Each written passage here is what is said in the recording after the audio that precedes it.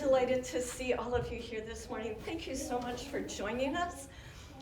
I am really thrilled to introduce our guest speaker. This is James Morgan. He is the community organizer for the interfaith organization Moses. That's all I'll say. I'll let him say all of the rest, so he'll have the rest of the time. Let's welcome him. I don't know if you want to try to use this. Okay, let's see. Do I need this? Can everyone hear me? Yes. Okay, here. If it ends up you That thing can't hear tends back to there, get just... in the way. Okay. Good morning, everybody. Good morning. Well, first of all, thank you for welcoming me this morning to talk to you about Moses and to talk about our organization and what it is we do and what we strive to do to build healthy communities, not just here in Madison, but throughout the state of Wisconsin. We want to, as best we can, to empower you, the citizens of the state, so that you have some say-so in the decisions that are being made by those in power who impact our daily lives. And particularly when those decisions are being made that are counter to what is common to all of us. I often hear conversations about black and white. I often hear conversations about privilege and who's privileged and who's not. I personally do this work because I strive to connect with people who understand the human condition. So let me just kind of go into a brief presentation because I want to be able to answer, your questions, to share a little bit with you about Moses, a little bit about myself. So let me start with myself because that's not the most important part here. I am someone who, in our language, is system impacted, previously incarcerated. I spent 25 plus years in the Wisconsin prison system. During that time, I learned a lot.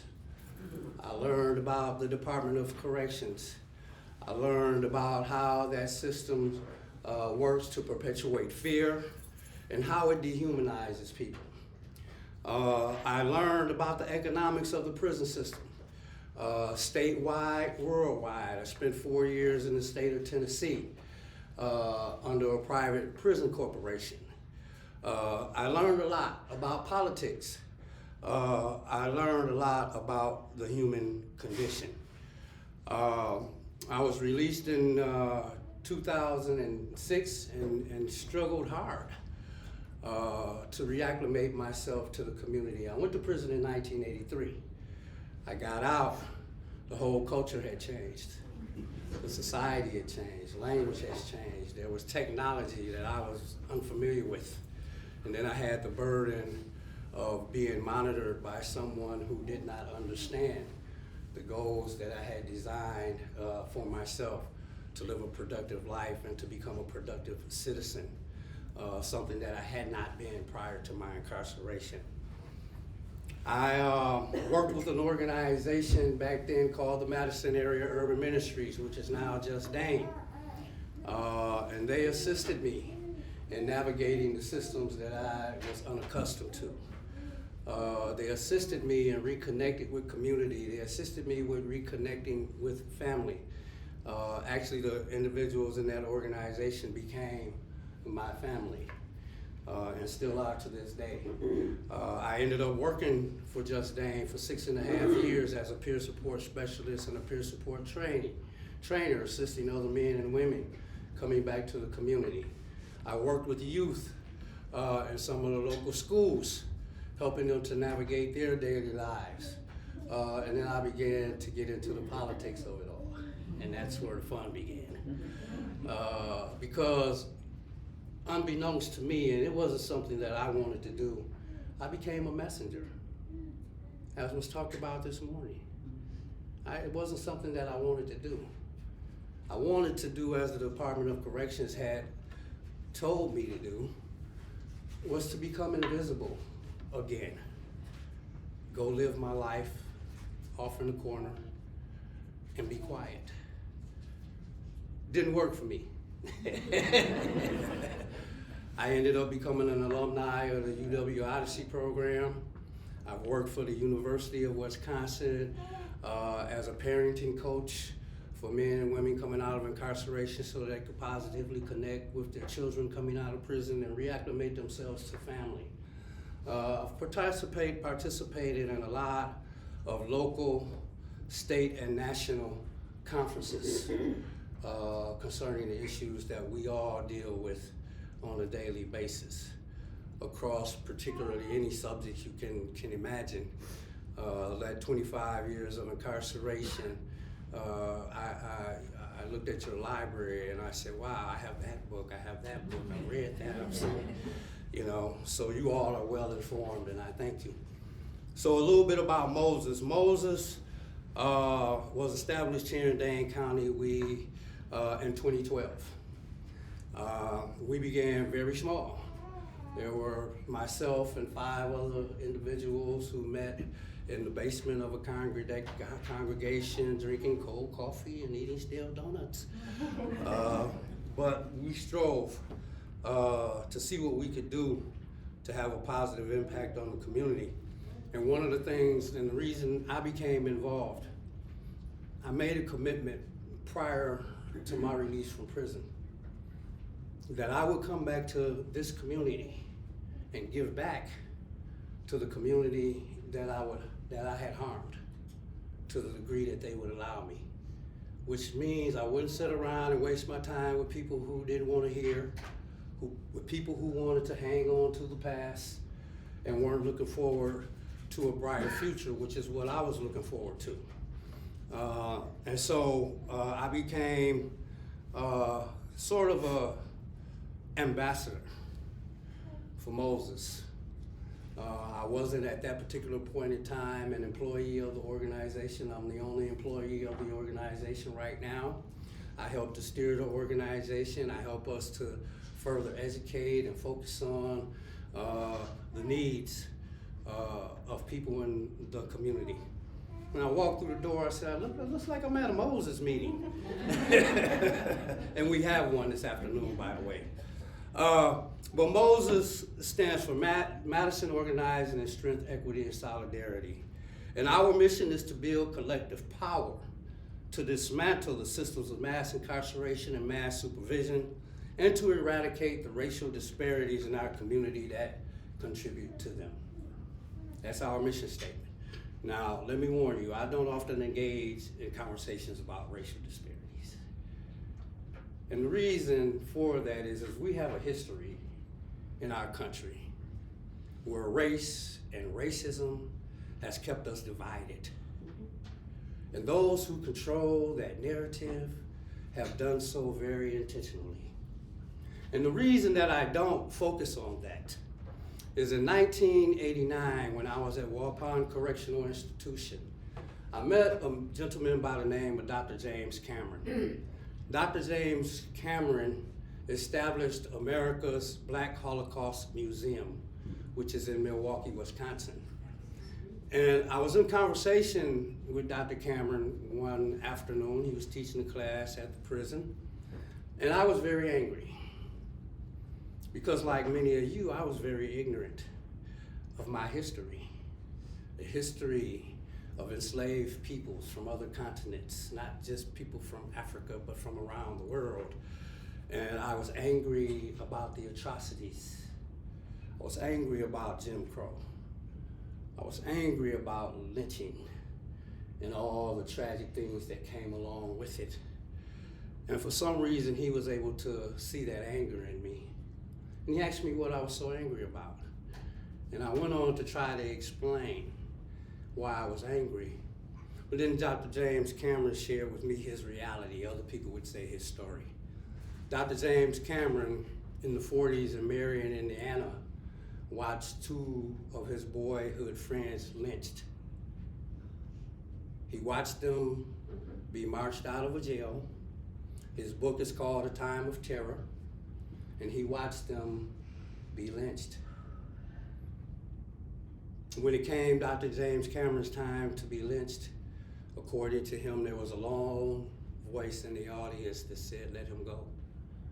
he didn't do anything. Dr. Cameron attributed that to the voice of God. And I didn't understand it back then, but being a man of faith, I truly understand it now. But one of the things Dr. James Cameron shared with me, he said, and prophetic, I guess, to some extent, he told me that I would have a work ahead of me. I couldn't fathom what that meant because I was sitting in a prison cell with a 55-year sentence, not knowing if I would ever walk out of that place alive. But he told me that the allies that I would have in this work would not be white people.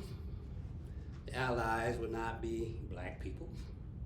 But there would be those allies who understood the human condition.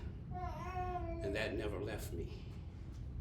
And so in my work and in my travels, I strive to connect with people who understand the human condition. Across gender, across race, across culture, and believe me, it has contributed to my wealth. I often hear about people talk about how rich they are.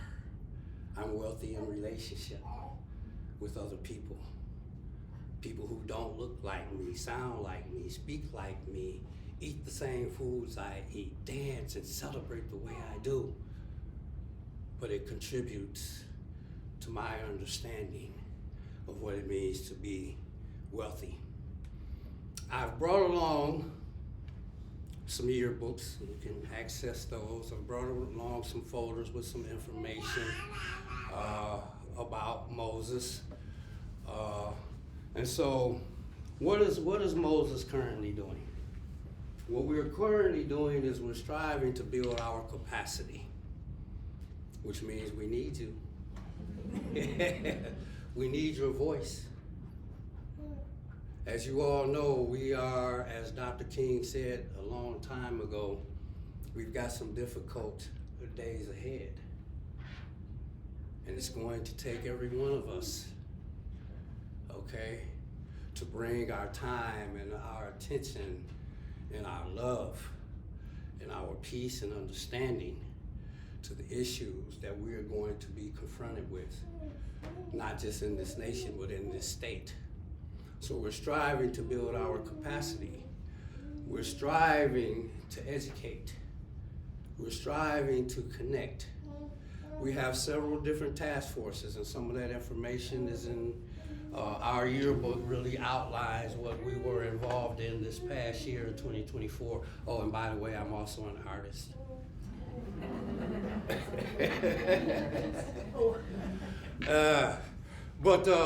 So why does James Morgan do this work? Because I've seen the suffering that these systems perpetuate. And when I say systems, I'm kind of giving the human beings who manage this a pass. Because I understand that they don't operate in a vacuum. That they are people who sometimes intentionally and sometimes not, because in the work that I do, I don't have any permanent friends or permanent enemies, who strive to determine the foundations by which our culture and our society function. And I was sharing with Diane one of the things that clued me into that is to have an understanding that language is the currency of power. We think about the military, we think about all this mighty stuff, but it all begins with the language. Quick example, if I were to charter a plane and put everybody in this room on the plane and send you to Mongolia, have you get off, depart, and leave, how will you navigate that system if you don't understand the language? You'd be totally lost.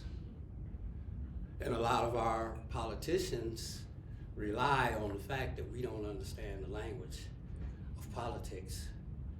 We're suffering the consequences of that right now. I also understand that there's a difference between politics and political theater. Political theater depends on your emotional life, on how you feel. I feel this, I feel that. And there you are, you're off and running. I have a message that will determine your emotional life. And what I often say to myself first before I say to anybody is that it's important to understand the difference between political theater and politics. Why? Because the decisions that are made by our politicians have long-term consequences. And I can't vote. I am still on parole.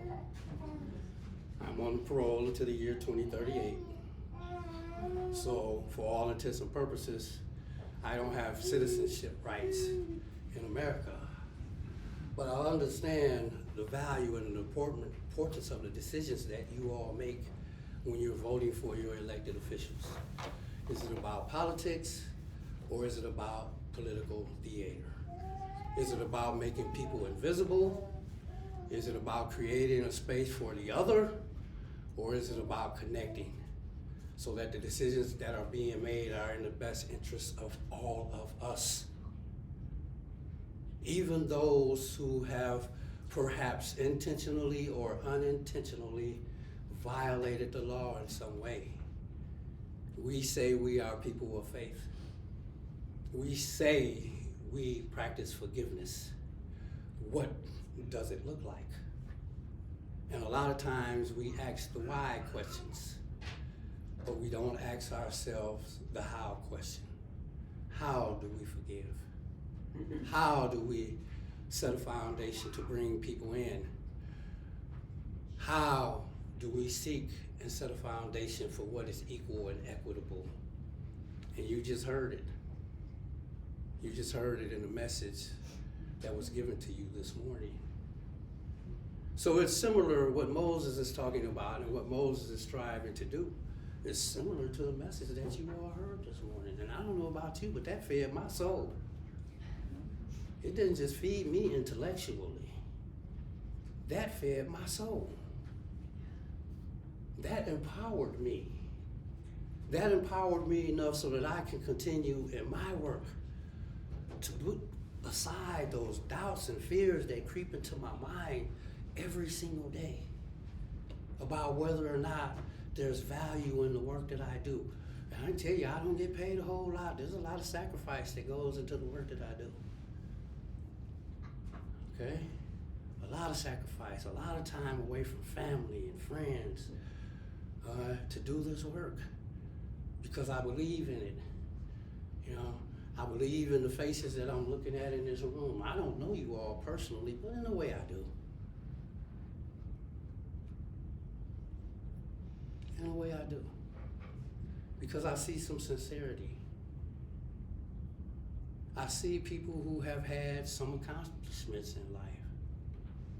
I see people who are loving and concerned, who have legacy, who have established legacy.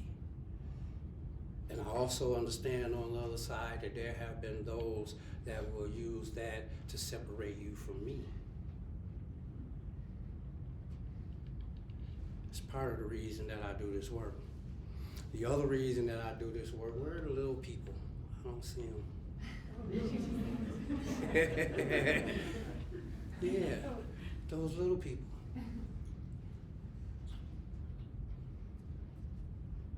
When I talk to university students, because the Crossing Campus Ministry is a part of Moses, is I strive to say to young people, this is a culture and world that they are going to inherit. And we are accountable. We are the ones who have to be accountable for imparting to them every bit of information we have at our disposal so that they can navigate it all, so that they can empower themselves, so they can navigate what's coming. And there's a lot coming. That's our responsibility. We have to hold ourselves accountable. We have to hold those in the State House accountable. Those who have told me, James, they elected me, but they don't know. I'm in control. They're ignorant about what we're doing, and that's good. Yeah. I've literally heard that from some of your legislators. And I've said to them, oh, you, well, it's just about my constituents. Really? But your decision will impact every citizen of this state. What do you mean, your constituents? If that's your understanding of your job and your duties, go get another job. Because I've been there, I've done that. I stand here today because I believe in you all. I believe in the work of Moses.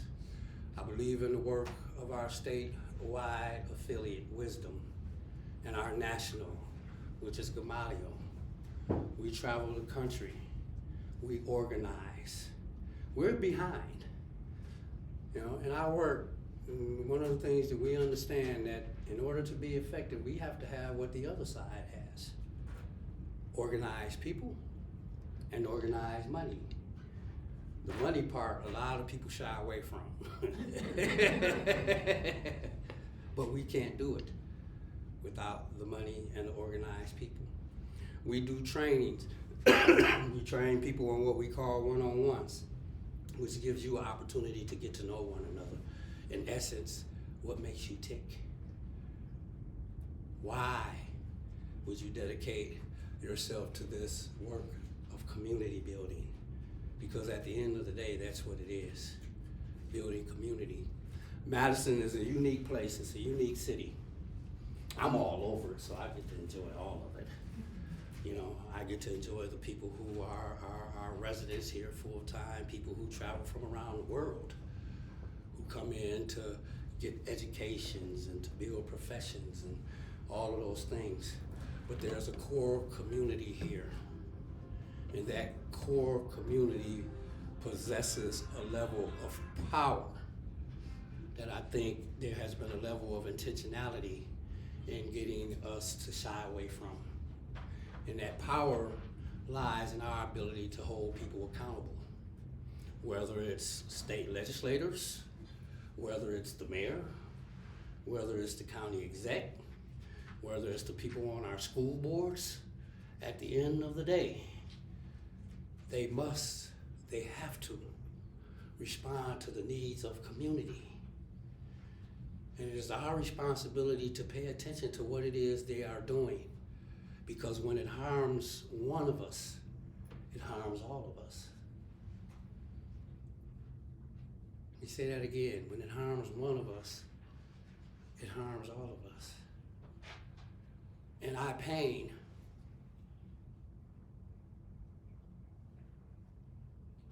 when I see what's happening. It's sad.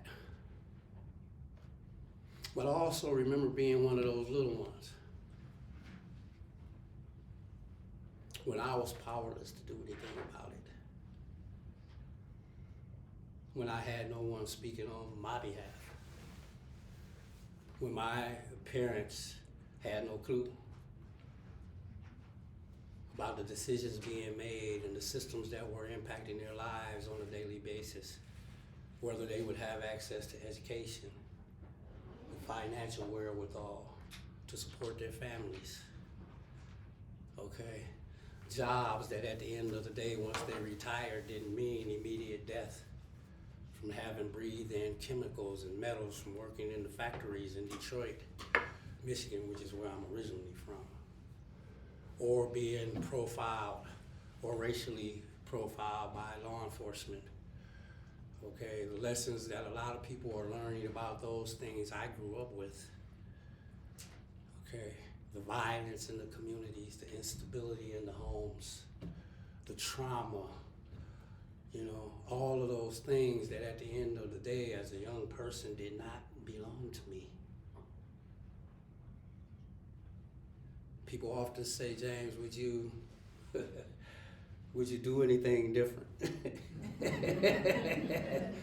Maybe, maybe not. Maybe not, because I get the opportunity to stand here and engage you. You know, I'll be 66 years old in March. I talked to a bunch of young men, particularly African American young men and Latino men. They're amazed to still be standing and breathing at 30. I have gotten to experience what it's like to be a grandfather, something that was never on my radar. A husband, something that was never on my radar. My family heard that I was married. They said, "What? Him? No, not James." To be a good friend and to know what that means. To be someone who can be open and not fearful, number one, of discovering qualities within myself that make me human, and to recognize that in other people. That foundation, believe it or not, began with this organization and the people in it. Because I was blind to it all. I was what many of you probably have been told doesn't exist. I was a black racist. I hated, quote, white people, unquote, simply because that's what the narrative was. That's what I was taught. Those people, it's their fault. They are to blame. Look, they did this, they did that. But when I began, because I'm going to share something with you here in just a minute. But when I began to have my eyes opened, it changed. When I began to understand the power of relationship, it changed. One of my dearest friends recently passed away at 95 years old, a gentleman by the name of Roy Shank. Wrote a book called Breaking the Shackles, and it was about men and trauma and how to heal from trauma. And I read that book while I was in prison. When I got out of prison, guess who I met at a Moses meeting? Roy Shank. Roy Shank was much understood. Growing up in the 40s and 50s and 60s and having certain ideas about divisions of labor between men and women. It's much misunderstood. But I began to be in relationship with Roy and many other so-called white men and white women. I'm just saying that because I don't generally use that terminology. I don't see white people. I began to understand the value and power of relationship, and it changed to me. One of the first people to come to my assistance when I was released from prison was another gentleman who didn't look like me. Another gentleman who, when I was sitting in the Dane County Jail and my mother was dying and he was the chaplain, came to that cell and pulled me out of that cell and took me somewhere where I could grieve the loss of my mother. Pastor John Mix was the first person to come visit me. It wasn't people who looked like me. It wasn't people from the black churches in the city or pastors or others. It changed me because it taught me about something that Scripture talks about in a different way, and that's unconditional love. But I experienced that in a different way because I experienced it as love without judgment.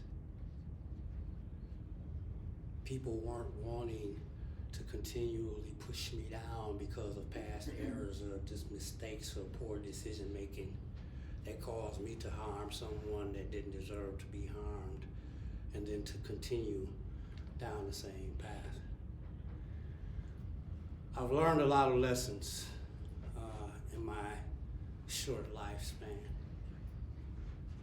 I continue to strive to be open to even more lessons. I continue to strive to not just do the work of Moses, but the work of humanity through this organization to the degree that you all will allow me. You allowed me that today because I'm standing here. And I'm very, very appreciative. I don't want to spend too much more time. I know we have a limit in time. You have like half hour. Okay, all right. So that's enough time to hear from you all, because I want to answer some of your questions. I'm sure you have some questions. And I'll do my best to answer them. Yeah, I've learned so much. And I'm blessed. Two things. 2 years ago, I had a massive brain bleed. I was laying on the floor of my bathroom and didn't know whether I would be able to see her next day. And I had a conversation with God. It wasn't a pretty conversation. I won't repeat the words I said, but I'll tell you what he said. He told me that what was happening to me as I lie on that floor, an excruciating pain, a pain that I had never experienced in my life because physicians had gave me medications that weren't conducive to my healing. The opioids that would have addicted me and all those other things, and I was refusing to ingest them. And he told me that what was happening to me was not of him. He told me that I knew, because I had read his word, that he had already given me everything I needed and to get up. I got up. I got up.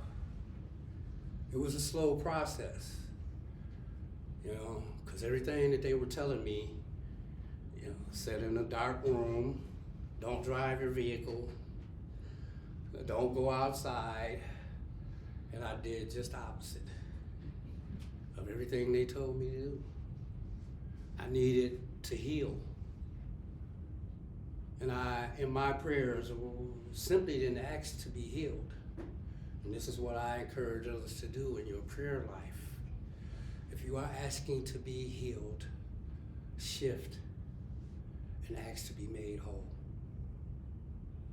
There is a difference. The other part, since our sermon and our message this morning started out with something that really caught my attention.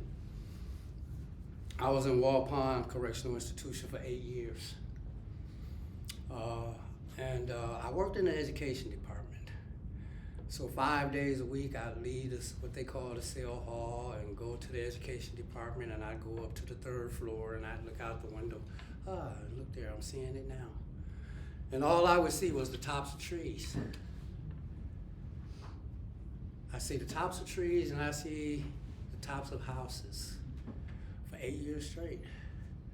And then the powers that be decided I was no longer a maximum security inmate. I was no longer a threat. They said, we're gonna let you go to a medium security facility. And they handcuffed and shackled me along with 9 other prisoners. And they led me out the front door of Walpond Correctional Institution. And for the first time in 8 years, I had the opportunity to see a whole tree.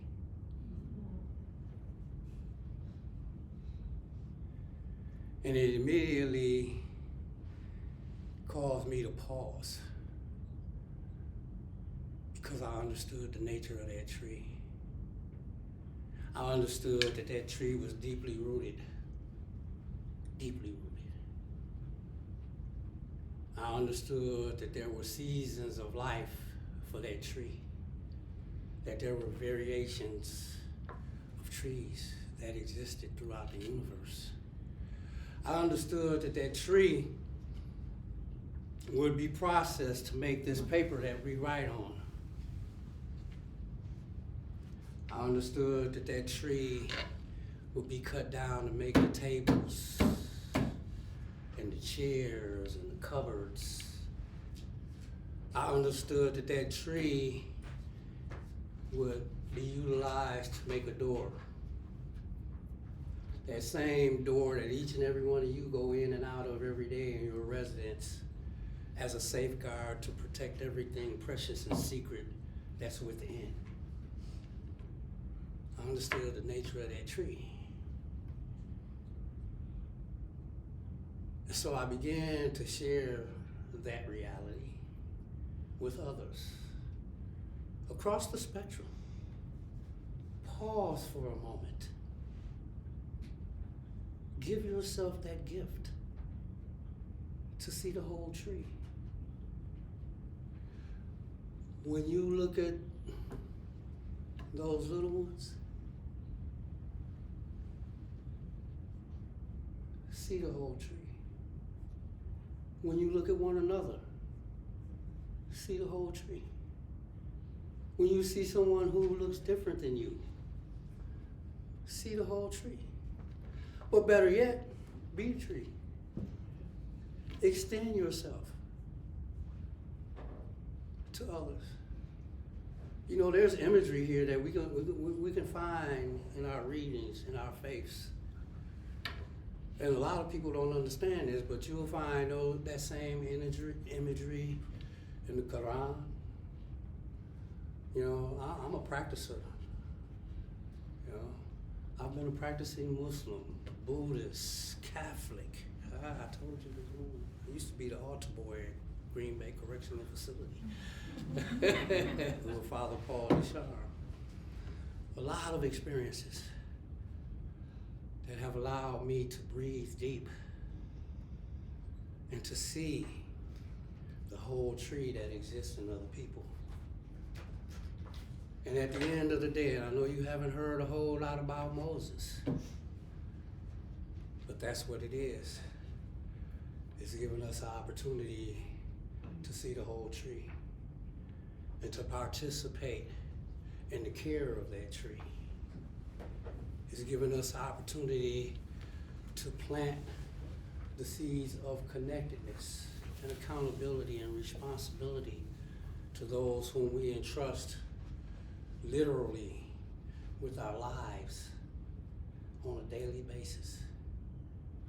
A lot of times it's out here somewhere because we don't feel the immediate impact. But I can guarantee you there's an impact. If not now, when? So I'll ask you to consider that. And I hope I've shared something with you that you can take away today. I want to invite you, if you have the opportunity, to go to our website, attend some of our meetings.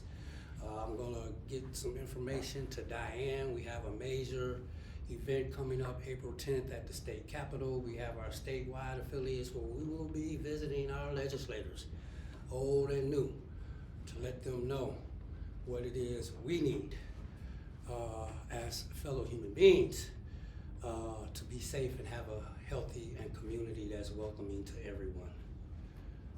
Even if they don't look like you, sound like you, smell like you, it will matter at the end of the day, because when they began to come for one, I'll leave that there. I'm sure many of you are aware, and they're coming. So let's be prepared. Let's organize. Let's build a collective power where we can push back against the insanity that we are all experiencing. And I also notice some people say, well, hey, it's fine. I'm enjoying what's happening right now. And that's okay too, because we still want to create that space to welcome them in, particularly when they're ready to work with us and not against us. So thank you for listening. Thank you for having me.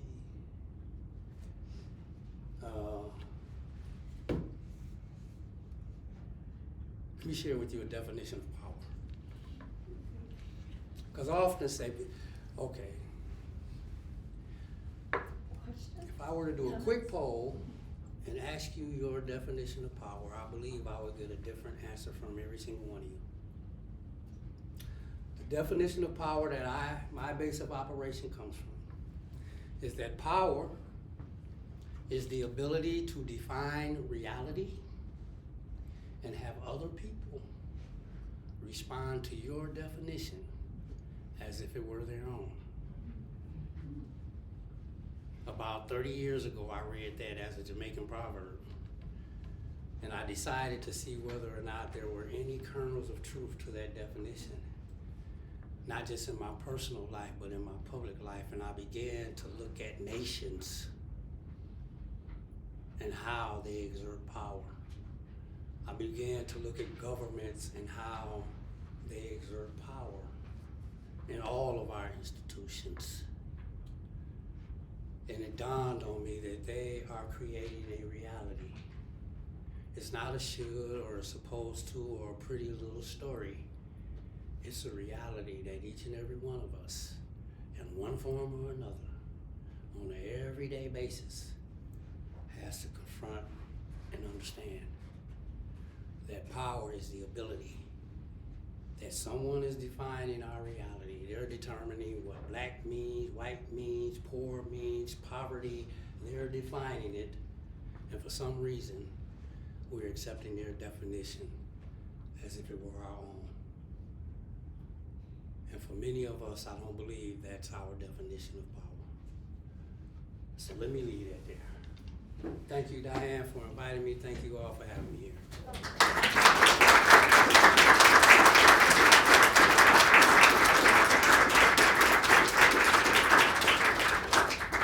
We certainly have some time if you'd like to ask questions and comments. Please, go ahead. Yes, sir. You started out in Waupun, you said, right? Or first you go to Dodge, right? Yeah, you go to Dodge and you go through an assessment, and then they determine whether you're going to be classified medium, minimum, or maximum security status, and then they'll determine which institution you go to from there. Then you went to Waupun. Well, I went from Dodge, to Green Bay, to Waupun, I've been in Oak Hill, I've been in Black River Falls, I've been in Oshkosh, I've been in Fox Lake. I had the pleasure of getting kicked out of almost every institution that I've visited because of my advocacy. Part of the work that I do now was what I did when I was incarcerated. I went to school. I built relationships with some of the administrators. I built relationships with men across every culture in the prison system and helped design what we call programs. I don't do programs anymore, that we could engage in.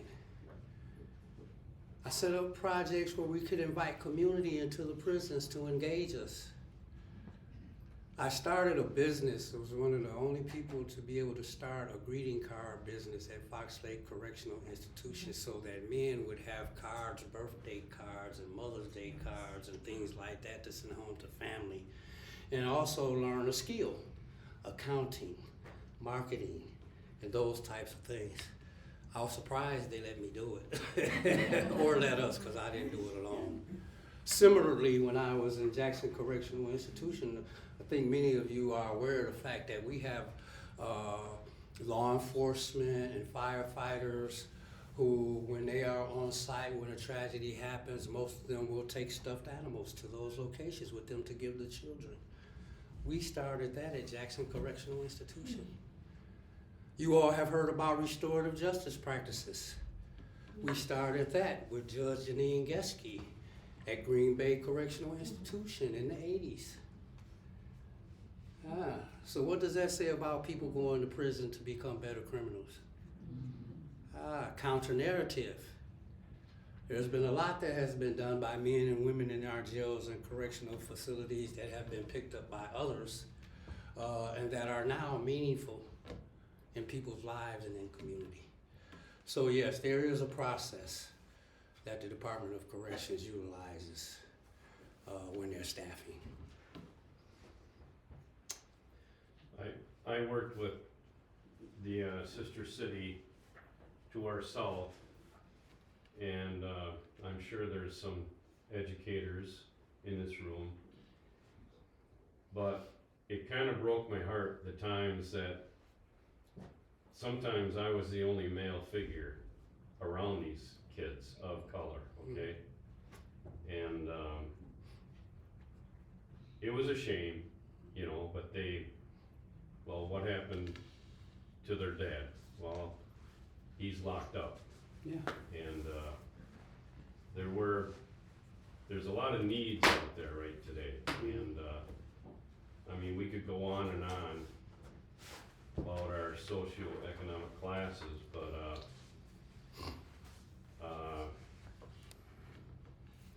through this class, it's opened my eyes up. I don't know about you all, but it's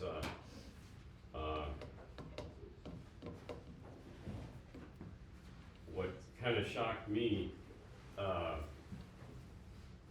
Judy, that, you know, when you made the presentation of the people in the state of Wisconsin, how many of them are locked up, or how many are locked up in our nation.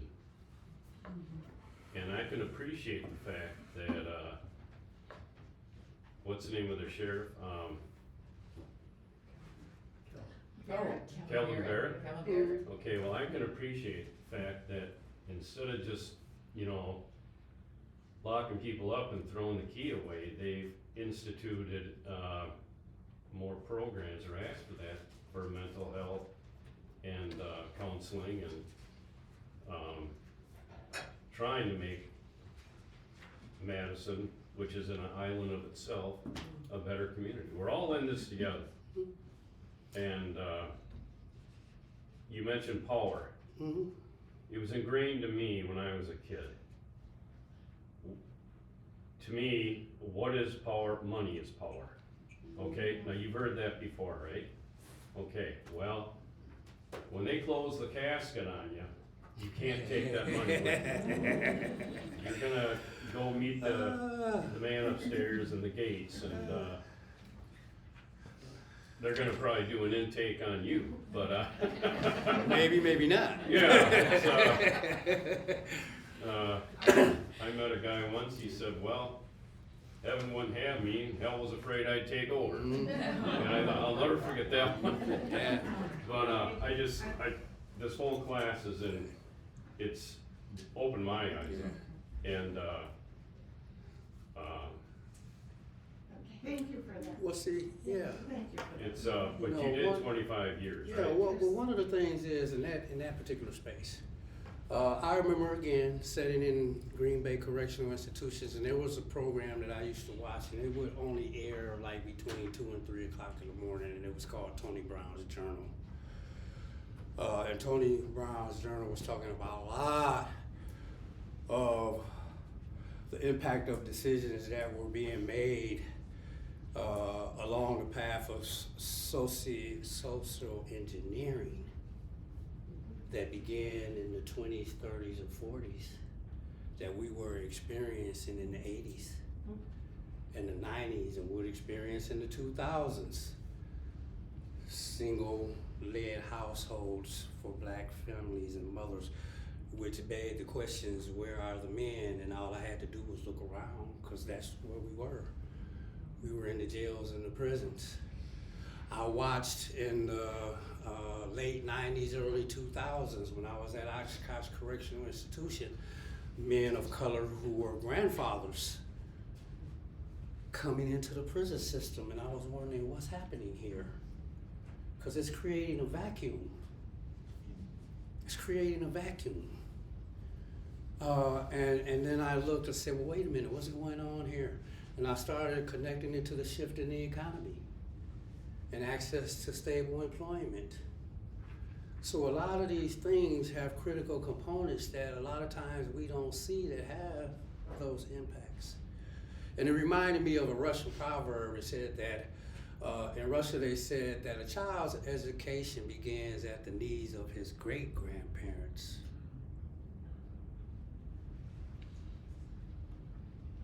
That education is a critical component, the knowing. the money, again, when people, yeah, I used to be one of those people, man, you give me some money, give me some jewelry and all this, and I thought I was, catch me out. But when I put my hands on the dollar bill now, I'm reminded of that tree of processed paper with a bunch of glorious terms on it and some denominations that's used for the exchange of goods and services. So now I understand that it's only a tool in and of itself. It possesses no value. It's not more important to me than you are. Those realities seep in. One of the things, and I shared this with Diane, and I'm going to share this at my Moses meeting this evening. And I was at the UW Odyssey program because I'm on Wednesday nights. I decided to go take me another creative writing course. So I have something to keep me balanced. But there's a black historian by the name of John Henry Clark, and I think history, whether it's in our personal lives or it's the history of our nation, the history of our institutions, it's important to understand the history. Here's what Dr. Clark said about history. He said, history is a clock that people need in order to tell their political and cultural time of day. It is also a compass that tells people how they should be located on the map of human geography. The role of history is to tell people where they have been, what they have been, where they are, and what they are. The most important role of history is to tell people where they still must go, but more importantly, what they still must be. History is a valuable thing, okay? There was this little lion cub. This is one I share with the middle schoolers. There was a little lion cub, very studious, and he read all the time. He was often sad because every story that he read, where there was conflict between the man and the lion, man always won. So he goes to his father and he poses that question, Dad, why is the conflict between man and lion, man always wins? And his father said, son, it's always been that way. Sometimes we say that, it's always been that way. And then he went and spoke to his grandfather. Grandfather, why is it that the lion always loses in this conflict between us and man? And his grandfather said, it's always been that way. Then he put a little backpack, fixed him a lunch, traveled, and went to go visit his great-grandfather. Posed the same question. His great-grandfather responded in the same way, with one exception. His great-grandfather said, son, it will always be that way until the lion learns how to write.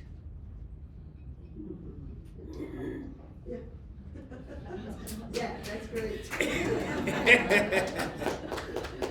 When the lion learns how to write, we'll have a different outcome. Yeah. It'll be a different story.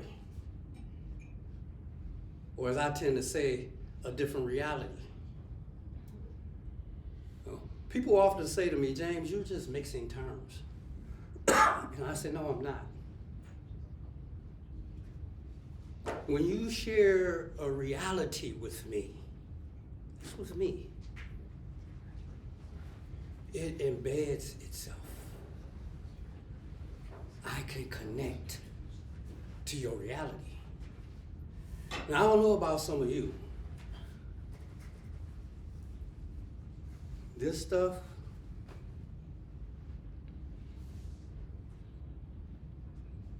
I've been homeless. I've slept in abandoned homes in the 70s. As a young kid, 12 years old, hyper dysfunctional family, introduced to drugs and alcoholism, mental, emotional, physical abuse. When I was a kid, I often heard the word dumb so much I thought that was my name. I have a dum-dum tree that sits on my desk in my office. Because I often say a reminder helps to remind. When you share a reality with me about the impact of depression, I know what that is. I still experience that. Anxiety, loss, what it's like to grieve. Those are realities. Those aren't simple stories. Those things make us who we are. It's a part of the human condition. I've read a lot of stories and closed the book and forgot about it. You share with me your reality that stays here.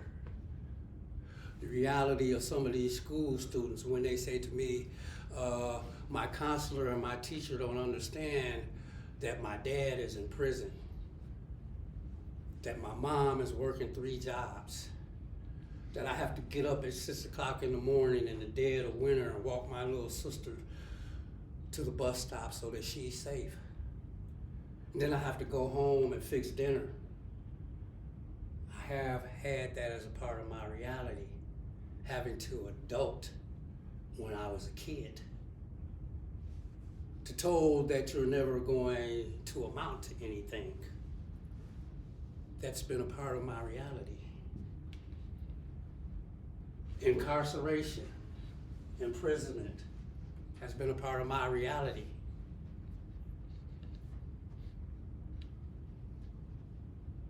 Being able to smile is a part of my reality. Being able to explore the gifts that have been given me, my art, my writing, my ability to enjoy music and food. Okay? I'm not just somebody that likes to eat chicken and play basketball.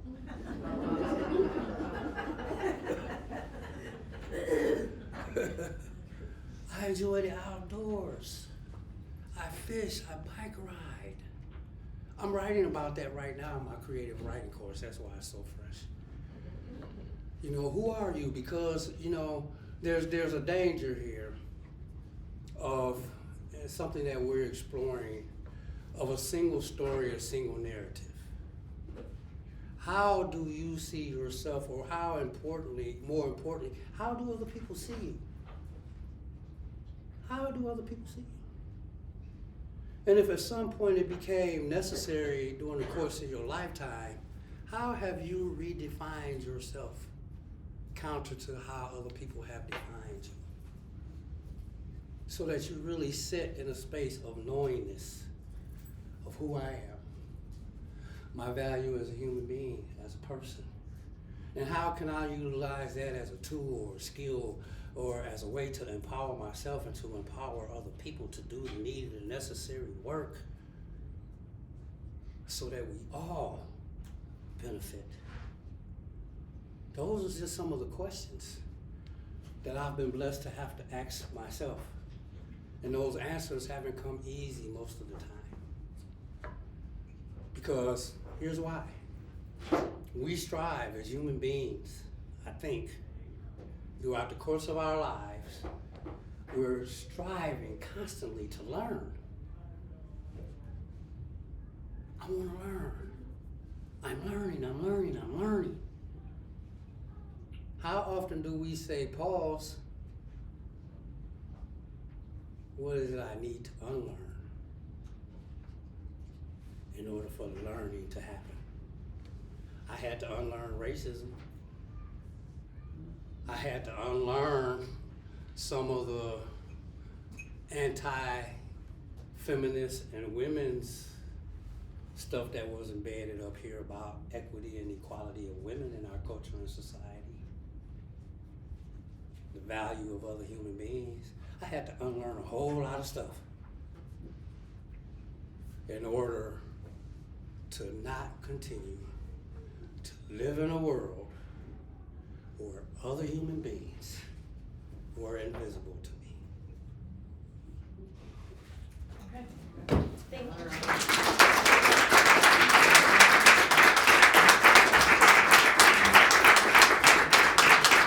Okay, so quickly, I heard some of you, and I'll leave this material, and perhaps you could get some photocopies. Those of you who are interested in some of the conditions that exist within the prisons in Wisconsin, perhaps you can get some copies, and these will be available to you. So I'll keep these and make some Please feel copies. free to take those yearbooks. If there's not enough, I have some more in my car.